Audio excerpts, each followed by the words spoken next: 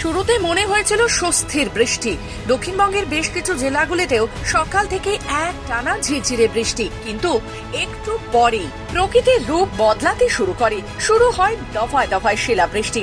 আর সেই শিলার আঘাতে হতাশায় চাষিরা, কৃষকেরা আতঙ্কের সুরে বলেন, বৃষ্টির জলে আলু এমনিতেই নষ্ট হয়ে যায়, তার উপর যদি এভাবে শিলাবৃষ্টি পড়ে তাহলে সর্বনাশ নিশ্চিত। দেখেন, আলু তো আমাদের এখনো ওঠেনি জমি থেকে।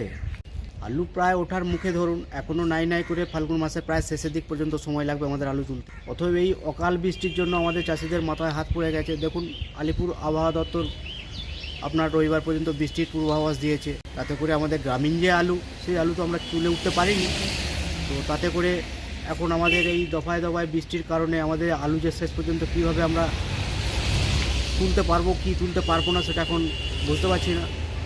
তো এতে করে আমাদের এক কথায় চাষিদের মাথায় হাত পড়ে গেছে এবং এটা একটা চরম ক্ষতি বলে মনে করছি। বাঁকুড়া, বীরভূম, পুরুলিয়া, মুর্শিদাবাদ একাধিক জেলায় শিলাবৃষ্টির দাপটে নষ্ট হচ্ছে চাষের জমি।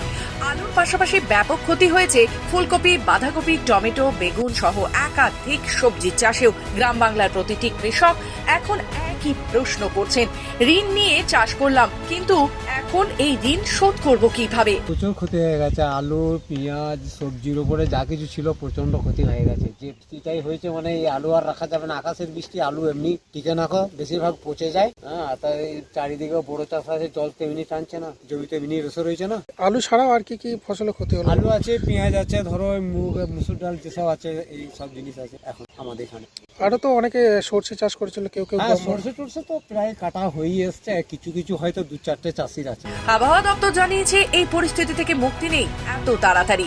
আগামী রবিবার পর্যন্ত চলবে বৃষ্টি, তার সঙ্গে থাকবে ঝোড়ো হাওয়া ও শিলাবৃষ্টি। তবে কৃষকদের চোখে এখন শুধুই শূন্যতা, তাদের অপেক্ষা রোদ ঝলমলে দিনের। বাঁকুড়া থেকে অনিকেত বাউরির রিপোর্ট, খবর বাংলা।